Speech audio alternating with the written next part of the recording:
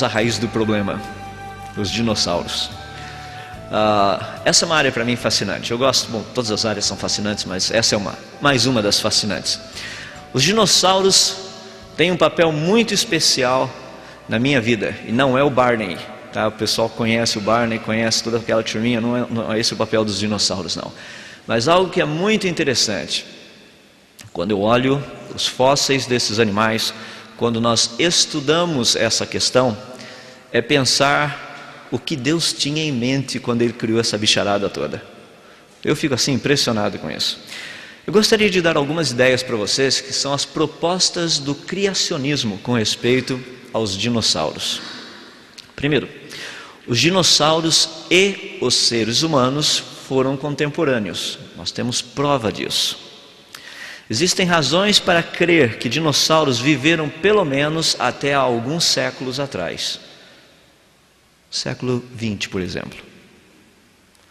O desaparecimento ou não conhecimento de nenhum dinossauro vivo hoje pode ter sido devido a mudanças climáticas e ambientais pós-dilúvio, ou seja, com essas mudanças o tempo foi passando, houve uma dificuldade maior desses animais existirem na diversidade que nós conhecíamos pré-diluviana, através do registro fóssil. Vamos dar uma olhadinha a respeito.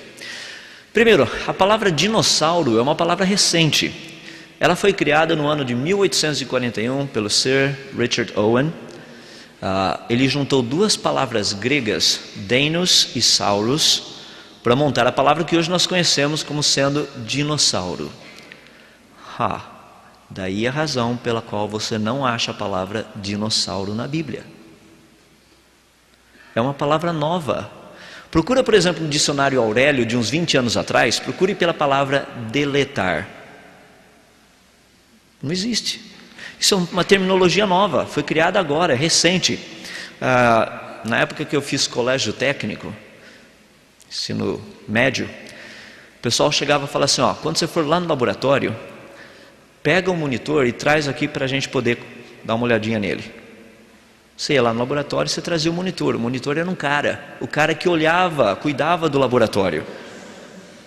Hoje você pede para trazer o monitor, o que você traz? Você traz aquele negócio ali, você não traz um cara. Mudou o conceito.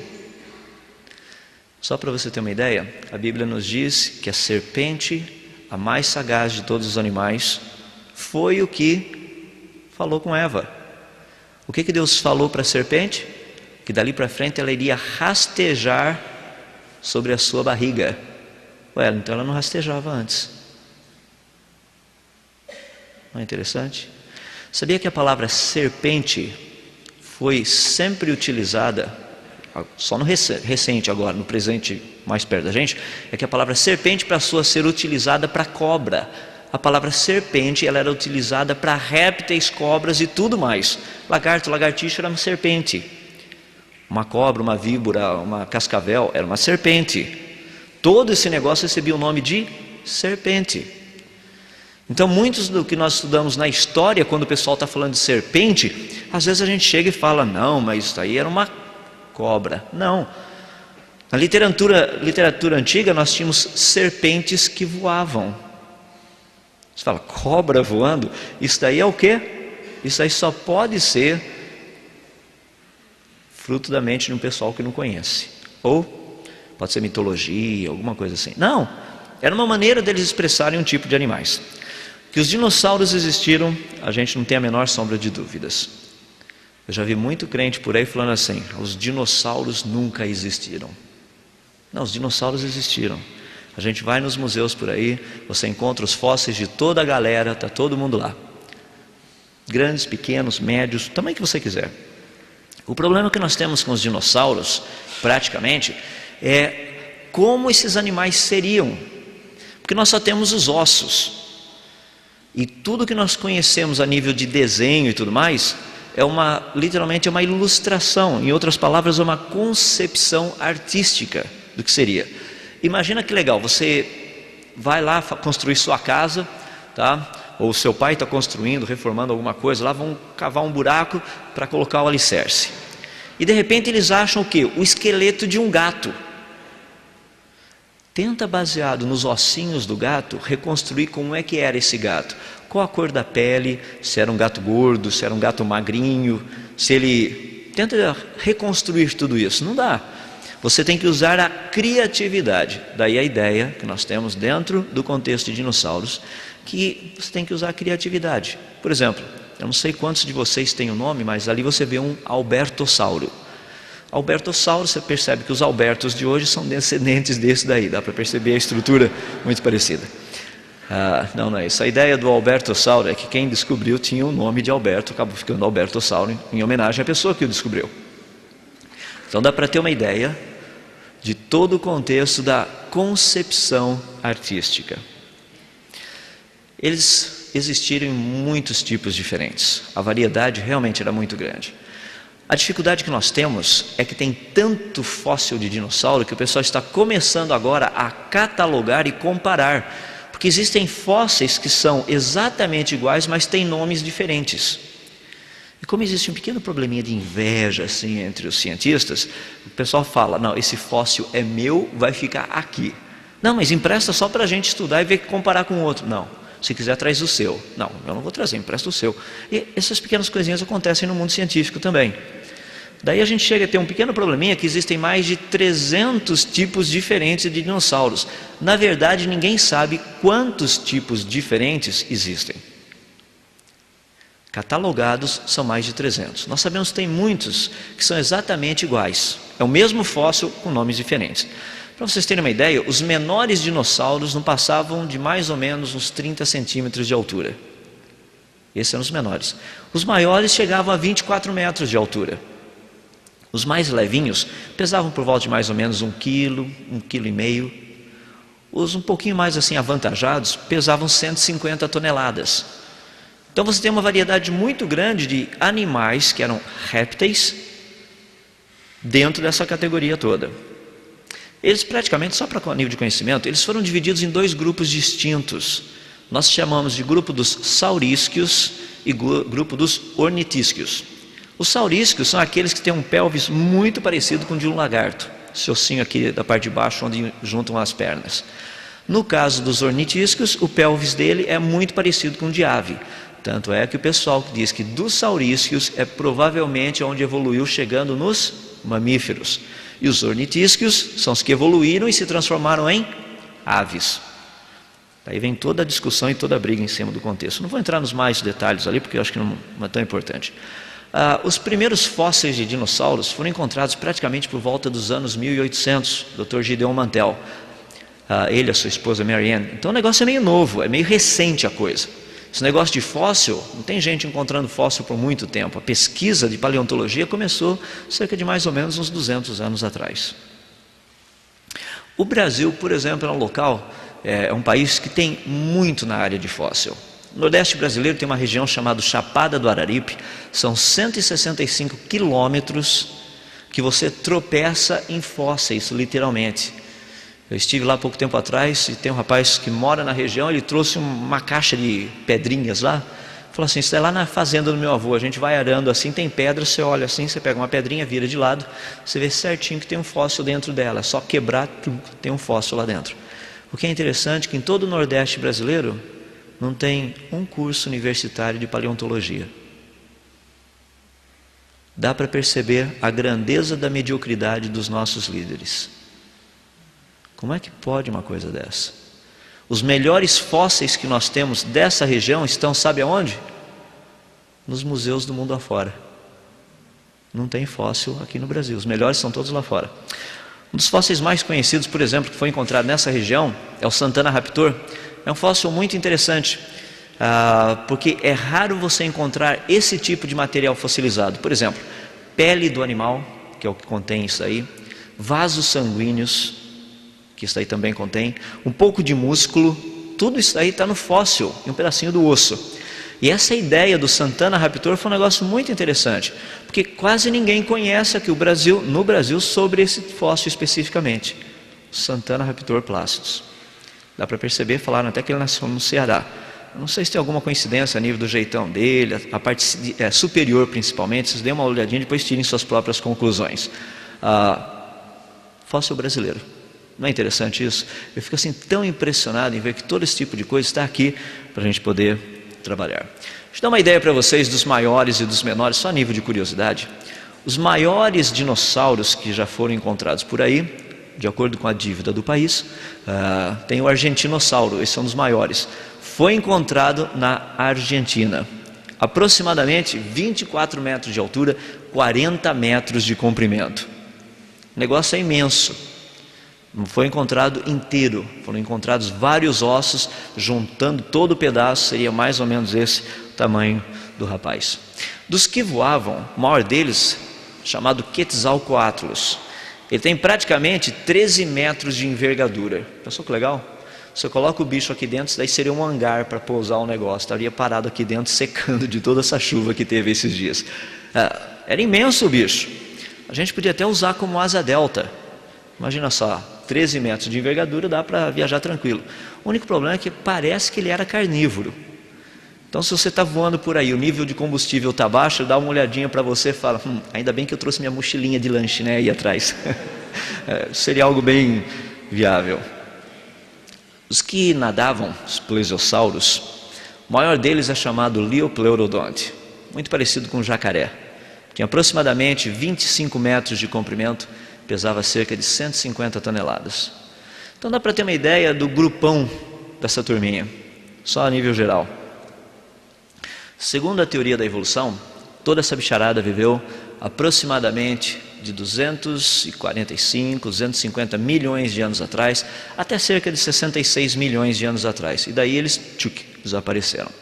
Uma das teorias que trata do seu desaparecimento é que caiu um meteoro, um asteroide, bateu na Terra, por causa do impacto ele produziu uma suspensão de muita poeira na atmosfera, que impedia a entrada de raios solares, e com isso fez com que os dinossauros não tivessem condição de se manter vivos no planeta Terra.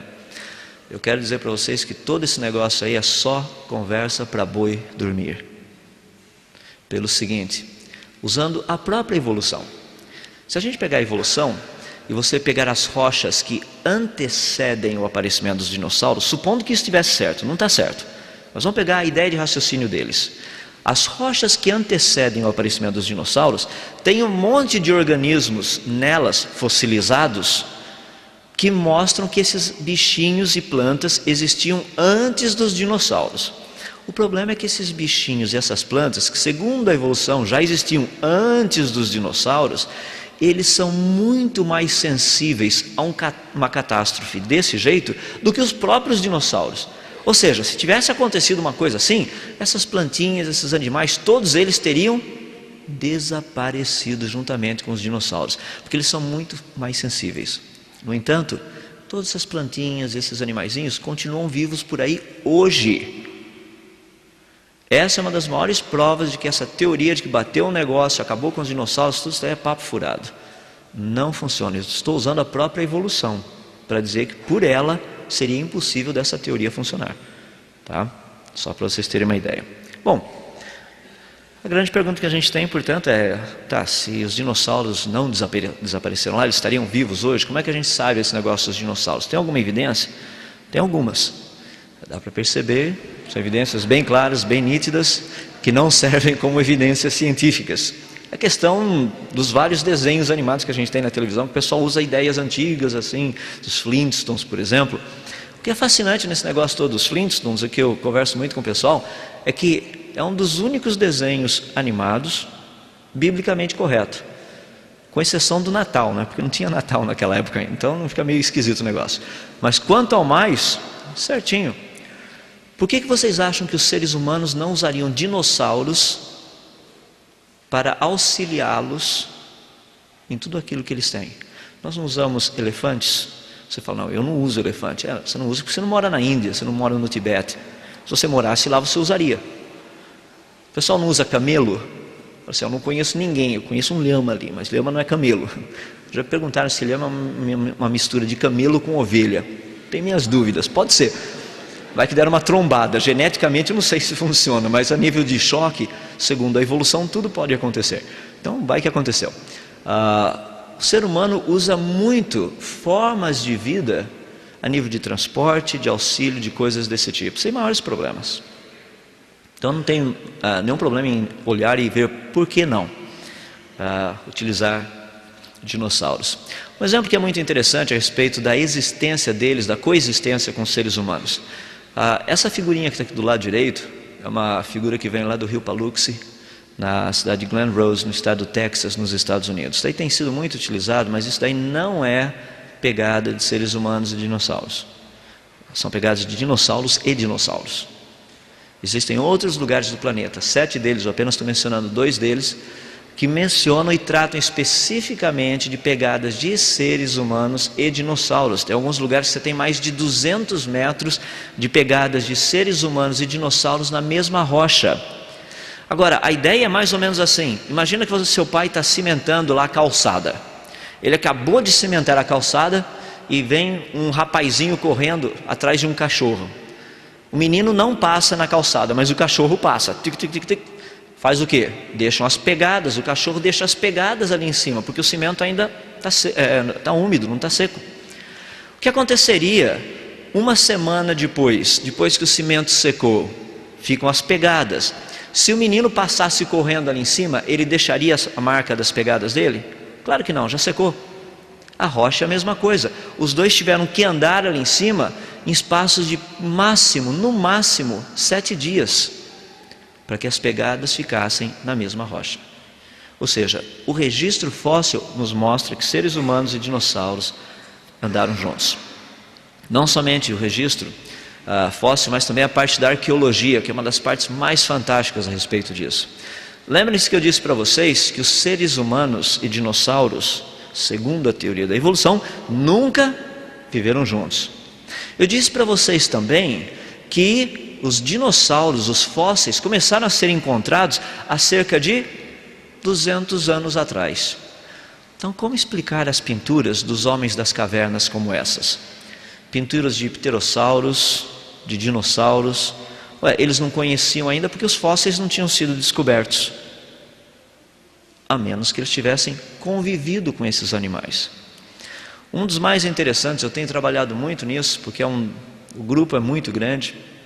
Isso aqui são algumas pedrinhas dos Incas no Peru. O povo Inca tinha o hábito de fazer desenhos em pedras, como se fossem fotografias, contando algumas cenas da pessoa que morreu. Então eles colocavam essas pedrinhas. Por exemplo, aqui você tem uma delas. No cantinho ali embaixo você tem a pedrinha, lá em cima, luz polarizada para você ter uma ideia da pintura, e no cantinho lá em cima, o animal. O que estaria fazendo um Inca há 600 anos atrás, usando um tricerátopo como tanque de guerra? A datação da tinta dessa rocha mostra que esse negócio foi pintado não mais do que 600 anos atrás. Ou seja, quando Pedro Álvares Cabral estava aqui no Brasil, os Incas já estavam fazendo suas guerras usando tricerátomos por aqui. Mas tricerátopo? Isso é do registro fóssil. Isso é coisa de milhões e milhões de anos atrás. Afinal de contas, seres humanos e... Isso outro foi muito interessante. Acho que deve ter sido a última cena do coitado do rapaz aí. Ali embaixo você tem a pedrinha, lá no meio luz polarizada, e lá em cima o animal. Dá para perceber 2 deles e um cara no meio com uma faquinha assim, lutando, tentando matar o quê? Um Tyrannosaurus Rex. 2 deles. Um do lado esquerdo, o outro do lado direito. Agora, Tyrannosaurus Rex, essa pedrinha, por exemplo, datação da tinta dela, não mais do que 800 anos. Tyrannosaurus Rex aqui na América do Sul. De onde esses caras tiraram a ideia desses animais? Da mitologia? Do registro fóssil que eles ainda não conheciam? Não, eles tiraram da onde estava o animal. Eles viram o animal. Existem toneladas dessas pedrinhas descrevendo animais que hoje nós conhecemos. Isso aí vem da cultura Copichuara, é um grupinho que tem lá no México. Olha os animaizinhos que eles têm. Falei o nome errado, é chupicuaro. De vez em quando a gente troca, faz uns trocadilhos. Olha toda essa bicharada. Um dos mais interessantes dessa cultura, desses desenhos todos, é esse rapazinho aqui do cantinho de baixo, do lado direito inferior que vocês estão vendo. Daqui a pouquinho eu vou falar um pouquinho, daqui a pouco eu vou falar sobre esse rapazinho aí do canto. Olha bem a estrutura dele, olha a cauda, pezinho, olha as asinhas em cima dele. Negocinho muito interessante. Nós já achamos fóssil exatamente igual a esse bicho aí. Tem muitos outros povos que têm desenhos que fazem parte da sua estrutura de animais pré-históricos. Aqui na América do Sul está cheio deles, povo Nazca, tem vários. Os maias têm, os astecas têm, não é um negócio assim diferente. Os próprios índios americanos também têm como parte das suas lendas grandes répteis voadores. Interessante, né? A cauda parecia uma flecha, uma lança. Os egípcios também têm todo esse negócio, essas lendas. Agora, será que realmente eram lendas? O que nós ficamos impressionados é que, tanto em culturas chamadas civilizadas como nas não civilizadas, ou seja, gente muito assim rústica, nós encontramos as mesmas coisas. Por exemplo, isso aqui é do povo Kukuyalandi, lá na Austrália. Ali você tem os desenhinhos do pessoal em volta e olha o bicho no meio. Lá é um plesiosauro. Só que esse negócio foi pintado há cerca de 100 anos antes dos ingleses terem chegado na Austrália. Não tinham nem descoberto fósseis de plesiosauros, porque os primeiros plesiosauros descobertos foram descobertos no finalzinho do século XIX. Bem interessante isso. Quando você estuda a parte de lendas, que no passado eram considerados como registros históricos e hoje são tratados como lendas, nós vemos algumas coisas fascinantes. Essa é uma delas, o poema épico especificamente de um rei anglo-saxônico chamado Beowulf. Esse rei gostava muito de matar grandes animais. Ele matava, por exemplo, dragões. E dois animais que são muito interessantes porque ele descreve em grandes detalhes. Um era um réptil que voava. Ele fala do tamanho da asa, da envergadura, como que era esse negócio. Tinha mais ou menos uns 8 metros de envergadura. A cabeça dele era pontuda como se fosse uma lança. A cauda dele parecia uma lança realmente. Todo esse negócio. O que nos indica que era provavelmente um pteranodonte. O outro, que é um animal que ele morreu e conseguiu matar também, é chamado Grendel. Era um monstro de 12 anos. Esse rei já tinha literalmente liquidado a mãe desse monstro alguns anos antes. Porque esses monstros viviam apavorando toda a região onde ele morava. Então o rei foi lá e resolveu dar cabo de todos eles, matá-los. Agora, quando você pega a descrição desse monstro nos detalhes, esse monstro Grendel, que era na época conhecido como Muthibona, aquele que mata com a boca ou com as mandíbulas, ele diz que era um tipo assim de um réptil grande, cerca de aproximadamente 6 a 8 metros de altura. A sua estrutura era praticamente quase que impermeável aos golpes de espada. Ele tinha 2 patas pequenas superiores que pareciam com mãos humanas. Das 2 patas traseiras permitiam que ele ficasse em pé, como se fosse um animal bípede, ou seja, um ser humano. Ele tinha uma cauda muito parecida com uma cauda de um jacaré. E assim vai a descrição. Quando você para e pensa no registro fóssil, quais dos animais se encaixam? Tyrannosaurus Rex é o mais parecido. Esse é o tipo de material que você encontra por aí ao estudar um pouquinho de literatura. Hoje essa literatura é considerada não como história, mas como mitologia, porque todos sabem que esses animais nunca existiram. É interessante isso? Quem determina o que é mitologia e o que é história? Lembra daquela figura que eu coloquei agora de pouco para vocês, da cultura Chupicuaro, logo no cantinho? Tinha um negocinho, um bicho estranho, com uma cauda e uma asinha e tudo mais. Uma das coisas mais interessantes é justamente a respeito do estudo sobre dragões. Existe uma grande discussão na comunidade científica se esse negócio realmente existiu ou não.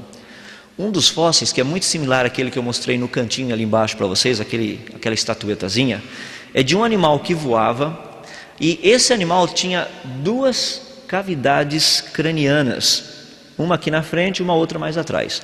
Essa mais de trás estava interligada com as fossas nasais e com a boca do animal. O que é interessante é que nessa cavidade aqui de trás eles encontraram um pouquinho de um elemento químico chamado magnésio metálico. Se você pegar magnésio metálico e colocar na água, sabe o que acontece? Ele faz assim, ó, ele pega fogo, ele incendeia, faz um maior fumacel, uma fumaceirada maluca. Agora imagina um animal que tivesse magnésio metálico aqui atrás. Toda vez que ele respirasse, vapor d'água saindo, adivinha o que iria acontecer misturado com magnésio metálico? Fumaça e fogo. Eu só não queria estar por perto se o animal tivesse gripado. Já imaginou cada espirro? Aparece igual aqueles cartunzinhos que o pessoal manda, né? Aquele negócio preto assim, todo queimado, só a carinha branca e o olhinho assim, aquele negócio branco no meio. Seria algo mais ou menos desse jeito. O problema é que dos 3 fósseis, apenas um deles foi encontrado essa quantidade pequena, muito pequena de magnésio metálico. Não daria para a gente dizer que isso é do animal, mas sem dúvida é muito sugestivo. Afinal de contas, talvez o dragão não tenha sido só um animal da mitologia. Muita gente pergunta a respeito de uns animais meio estranhos que tem no planeta hoje. Por exemplo, o dragão de Komodo, as iguanas das Ilhas Galápagos, toda essa bicharada que é coisa muito estranha realmente. Esse negócio é estranho. Perguntaram para mim se eles são descendentes dos dinossauros. Falei, são répteis. Provavelmente tem alguma ligação. A pergunta mais estranha que eu já recebi, eu realmente parei para pensar, é se lagartixa é descendente de dinossauro. Eu falei, tem uma certa similaridade, né? Deve ser eu acho que lagartixa foi uma experiência feita por japoneses com jacaré. Você já viu que eles pegam aquelas plantinhas, né, plantonas, e fazem umas plantinhas pequenininhas. Pegaram um jacarezão, fizeram um jacarezinho. Aí o cara queria levar junto com ele assim, uma lagartixinha. Daí o negócio esparramou pelo mundo afora. Brincadeira, tá? Não vai falar para ele. Tem um cientista que diz que lagartixa veio de jacaré, entende? Ele, por favor, cuidem da minha reputação nesse sentido. Tem muita coisa que tem saído por aí a nível de informação. O pessoal tem questionado muito, eu também questiono. Por exemplo, as fotos do monstro do Lago Ness, fotos do monstro do Lago Champlain, que são fotos possivelmente de animais, mas ninguém encontrou nada por ali até agora. Então não dá para a gente questionar. Tem outras coisas que são fascinantes. No ano de 1925, na praia de Moore, lá nos Estados Unidos, encontraram esse negócio na praia. Uma cabeça com 6 metros de pescoço. O que foi fascinante a respeito disso é que essas 2 fotos, saíram num jornal americano da época, que era um jornal conceituado, não era tabloide. Eles não estavam querendo vender jornal. Um jornal sério. O que é mais fascinante é que de todos os fascículos guardados desse jornal, o único que desapareceu tinha sido esse. O que é mais fascinante é que as fotos originais nunca foram encontradas. Mas há cerca de mais ou menos 10 anos atrás, uma família, tomando conta de um pai o pai faleceu, os filhos foram lá para cuidar das coisas do pai, encontraram 5 jornais da época guardados para repor aqueles que estavam faltando. Fascinante certas coisas, como tem certas coisas que desaparecem por aí, não? Por que será que teria desaparecido? Eu fico questionando. Se fosse um jornaleco, que tem jornaleco, igual aquele que eu mostrei para vocês lá do gigante, eu vi há pouco tempo atrás, isso é bem feitinho com Photoshop, tinha um nenê com uma fralda mais ou menos desse tamanho, título, mãe esquece de trocar a fralda do filho por 7 dias. Nojento, né? Aquele negócio imenso assim. Agora, não é esse o tipo de jornal. Outro que é interessante, ano de 1977, um barco pesqueiro pertinho da Nova Zelândia pescou esse negócio, junto com a carga. Ele havia morrido cerca de mais ou menos por volta de 20 a 30 dias por causa do estado de decomposição. Ele tinha cerca de 10 metros de comprimento.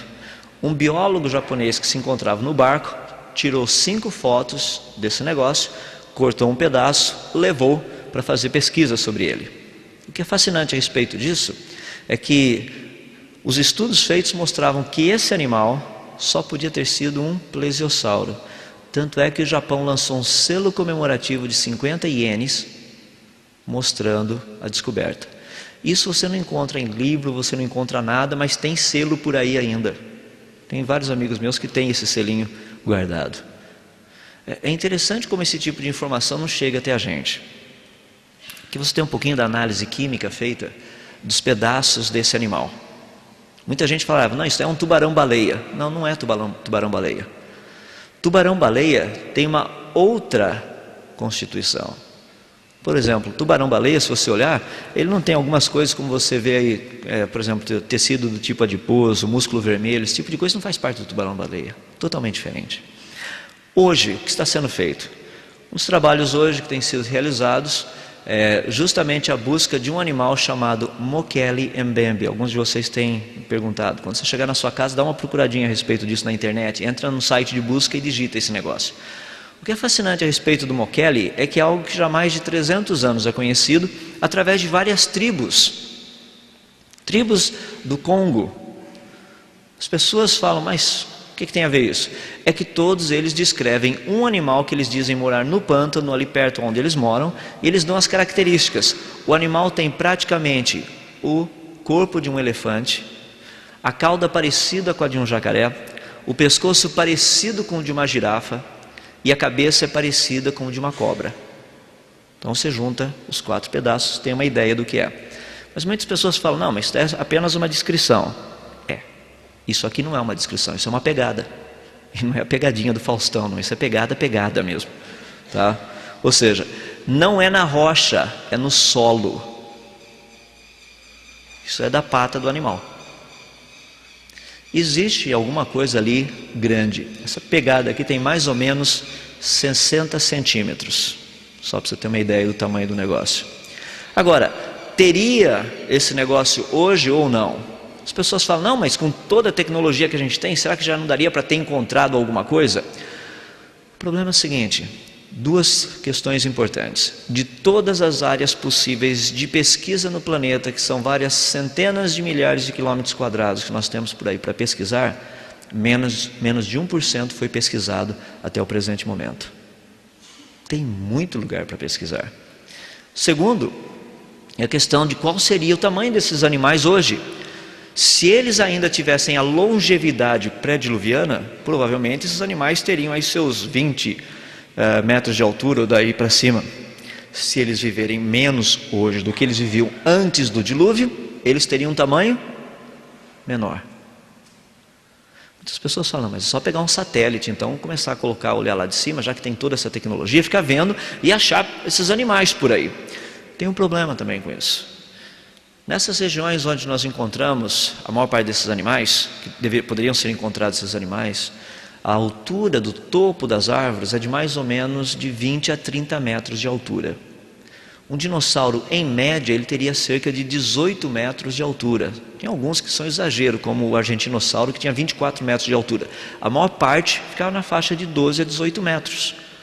Então você não vai encontrar essa bicharada andando lá na floresta, você vai ver uma cabecinha em cima das árvores, assim, andando. Isso não acontece.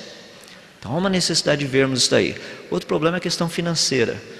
Os satélites mais baratinhos que a gente tem para poder examinar isso aí, custam em média mais ou menos de 100 a 200 mil dólares por hora. Se você quiser um que é um pouquinho melhor, está na faixa de 1 a 2 milhões de dólares por hora. Então, se alguém tiver um dinheirinho no banco que não sabe o que fazer, eu tenho uns amigos que sabem como utilizar o seu dinheirinho. Então, a gente pode fazer uma pesquisa mais interessante atrás dos dinossauros.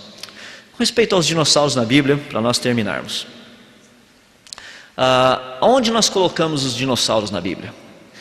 Existem várias teorias. Uma delas que me deixa muito preocupado é uma teoria que diz o seguinte, que os dinossauros fizeram parte de uma pré-criação. Ou seja, você pega Gênesis capítulo 1, verso 2, quando diz que a terra era sem forma e vazia, é porque Satanás havia caído do céu, ele havia destruído tudo que Deus criou, e agora o que Deus vai fazer do verso 3 para frente é recriar aquilo que Satanás destruiu. Isso baseado em Isaías capítulo 40, o pessoal que conhece essa teoria toda aí sabe como é que a coisa funciona. O problema com essa teoria são 2, eles estão colocando os fósseis naquela época. É para acomodar a evolução dentro do contexto criacionista, dentro do contexto, bíblico. O problema com isso, que é um problema teológico muito sério, é que morte teria entrado no planeta antes do pecado de Adão. Esse é um problema sério. Como explicar morte entrando no planeta Terra antes de Adão ter pecado? Porque Paulo diz que o salário do pecado é a morte. Deus deixou bem claro essa proposta. Você falou, mas a morte em todos os sentidos? É Essa é a proposta que a Bíblia nos dá. Por isso que a natureza aguarda para ser restaurada. Os dinossauros, eu creio que eles aparecem no dia 5 e no dia 6. Dos que viviam na água, dos plesiosauros, no dia 5. Dos que voavam, os pterossauros, dia 5. E dos que andavam pela terra, os dinossauros, no dia 6. Tanto é que eu gosto de mostrar isso daí, a pintura de um rapaz lá nos Estados Unidos, Bruce Inc. E dá para perceber as coisas. Você está vendo lá em cima um apatossauro, um balucterium, uma girafa, elefante. Tanto é que o balucterium muita gente confunde com uma anta. Não é uma anta, o negócio é grande também, tá? Ele é mamífero. Agora, a Bíblia trata de uma forma mais específica a respeito desses animais. Tem algumas passagens. As que são mais conhecidas, Isaías capítulo 40, começando no verso 15, Deus fala para Jó o seguinte: contempla o Behemoth que eu criei juntamente contigo. O Behemoth, ele dá a descrição. Em algumas traduções que vocês têm por aí, diz que hipopótamo é a palavra que foi utilizada para a tradução. Hipopótamo não encaixa com o que nós temos ali. Primeiro, dá uma olhadinha no animal. Ele diz: a sua força está nos seus lombos e o poder nos músculos do seu ventre. Olha a barriguinha do hipopótamo, que coisinha fofa que é. Imagina músculo no ventre. É meio difícil acreditar. A outra, que é pior ainda, na descrição desse animal diz assim: ele endurece a sua cauda como um cedro. Olha o cedro, olha um braquiosauro, olha a cauda do braquiosauro, tudo ali está em proporção. O hipopótamo tem uma caudinha de uns 20 centímetros. Já pensou que coisa fantástica? Endurece a sua cauda como um cedro.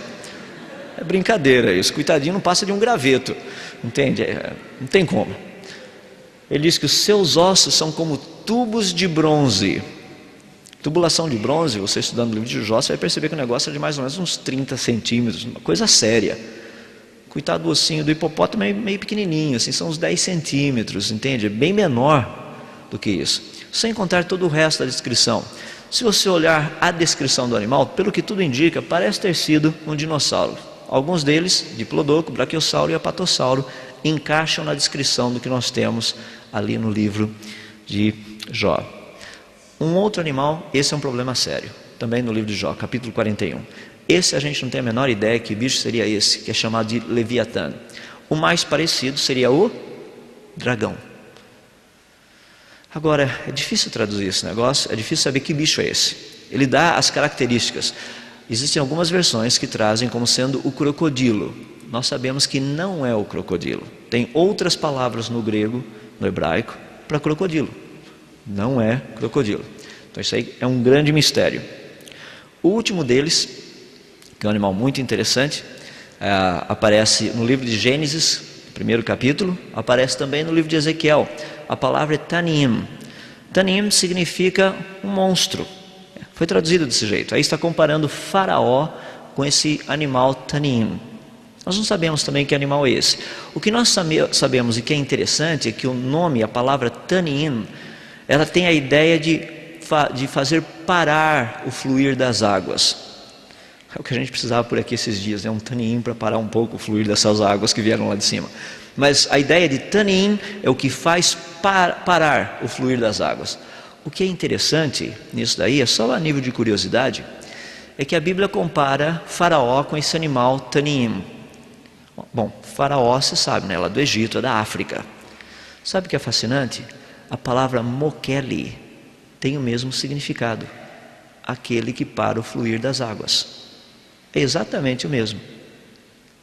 O que é legal nisso é que talvez eles estejam falando de um mesmo animal que habitava na África. Sem dúvida um animal de grande porte. Dá para ter uma ideia um pouquinho a respeito dos nossos queridos amigos dinossauros. A pergunta é: eles desapareceram ou não? Não sabemos. Que eles viveram junto com os seres humanos, nós não temos a menor sombra de dúvidas. Que eles viveram pelo menos até alguns séculos atrás, nós também não temos a menor sombra de dúvidas. Daí você chega e fala assim: não, mas espera aí, isso é totalmente diferente daquilo que eu aprendi na escola. Lembra da propaganda da televisão? Está na hora de você rever os seus conceitos. O que a Bíblia nos ensina? Livro de Atos, já mencionei uma vez, capítulo 17, verso 11.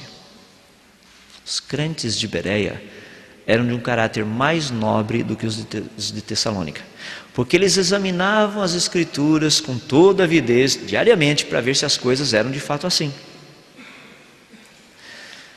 Meu último desafio que eu gostaria de deixar para vocês, sei que tem muita gente aqui que estuda, muita gente está querendo estudar, tem muita gente que vai estudar, tem muita gente que vai desistir de estudar depois de tudo isso, mas o que eu gostaria de deixar para vocês é o seguinte: procurem ser críticos com a ciência do jeito que vocês são com a Bíblia e com outras coisas. Eu fico impressionado. Você fala uma coisinha da Bíblia, o pessoal fala, tá bom. Você quer me dizer que Deus realmente abriu o Mar Vermelho? As pessoas fazem esse tipo de pergunta. Eu chego para eles e falo assim, tá, você quer me dizer que um asteroide matou todos os dinossauros no planeta Terra? O que mais? Conta outra que eu gostei dessa. Pessoal, a gente precisa ser honesto. Não, que isso? Dizer que o homem está na Terra há 6.000 anos? Que coisa ridícula. Dizer que seres humanos e dinossauros nunca andaram juntos. Está na rocha, está marcado na rocha que eles andaram juntos. Nós precisamos aprender a ter o mesmo padrão. Desconfiem. É por isso que Deus nos exorta: examinai as Escrituras. Deus fala, não aceita de graça, não vai lá e olha para ver se a coisa não é desse jeito. Assumam essa postura também na área de estudos. Vocês vão ver que coisa interessante. Vão atrás, procurem saber. Vocês vão perceber que tem muita coisa legal aí para ser descoberta, para ser estudada, para ser aprendido. Tem sido para mim um privilégio muito grande estar com vocês. E a minha oração é para que Deus os conserve íntegros e retos, como diz a palavra, 1 Coríntios 15, 58, sempre abundantes na obra do Senhor, sabendo que no Senhor o vosso trabalho não é vão. Lembra que um dia a gente vai ter que prestar contas de tudo aquilo que nós fizemos, pensamos e tudo mais ao Senhor Jesus. Já pensou que legal você e seu professor de biologia no céu? Você fala, mas meu professor de biologia é ateu. Ótimo, no dia do julgamento então. Estão os dois lá. Você chega para o teu professor e fala, eu te disse, eu te avisei, né? Você não quis acreditar? Eu te falei, agora ó, vai queimar legal ainda, você vai ver só. Tem coisas assim que a gente precisa aprender. Vamos ser sempre abundantes na obra do Senhor. Não tenham vergonha do Evangelho, não tenham vergonha daquilo que vocês creem, não tenham vergonha das Escrituras. Há necessidade, há uma grande necessidade de nós nos depararmos e colocarmos diante desse mundo, mostrando em quem nós temos crido, mas com sabedoria. Procurem estudar, procurem conhecer. Meu último aviso é o que Paulo fez. Paulo disse o seguinte para o pessoal dele: por favor, me tragam os livros, eu preciso deles. Comprem livros, leiam, aprendam a ler, adquiram o hábito de ler. Se nada mais, coloca isso como um alvo na sua vida: ler. Vamos orar. Senhor nosso Deus, quando nós contemplamos a beleza da Tua criação, a grandeza da Tua sabedoria, que fez todas essas coisas tão fascinantes, dos pequenos quarks até os grandes supergrupos de galáxias que nós vemos nesse universo, de uma simples ameba até a beleza da complexidade do ser humano. Realmente aquilo que a Tua palavra diz, quão maravilhosas, quão magníficas são as Tuas obras em toda a terra. Nós realmente só ficamos impressionados de ver a beleza, a diversidade, a maravilha da Tua criação. E sem a menor sombra de dúvidas, ficamos assim impressionados com a grandeza do Teu poder, com a excelência da Tua sabedoria. E pensando nessas coisas, nós nos sentimos tão pequenos, assim praticamente como 1 milhão de zeros à esquerda, comparado com quem o Senhor é. Não existe nem termos de comparação. Nós nos alegramos tanto pelo fato de, mesmo sendo tão ignorantes, tão pequenos, o Senhor nos ter chamado para fazermos parte da tua família. Muito obrigado porque o Senhor não se envergonha de nos chamar de filhos, mesmo sendo tão ignorantes como nós somos, assim, com tanta falta de conhecimento, com tanta falta de capacidade. Pedimos para que o Senhor nos perdoe as vezes que temos tido vergonha de sermos associados ao Senhor, quando as pessoas perguntam se somos crentes, se somos isso, se somos aquilo. Ajuda-nos, ó Deus, a correspondermos a esse amor tão grande que o Senhor demonstrou para conosco, de não ter tido vergonha em nos colocar na tua família. Auxilia-nos, ó Deus, nós precisamos da tua ajuda para que possamos ser, na verdade, pessoas que sem temor falam de ti para essa sociedade tão pobre, tão triste, tão miserável, que vive cheia de pecado, achando que estão por cima de tudo, quando na verdade estão por baixo de tudo. Ajuda-nos a termos coragem para ministrarmos a esse mundo. E dá-nos, ó Deus, a capacidade, como já oramos no início hoje, de reter essa informação, que ela possa produzir fruto nas nossas vidas e que possamos viver assim, para o louvor da tua glória. Assim nós oramos, pedindo todas essas coisas e o fazemos humildemente no nome de Jesus. Amém.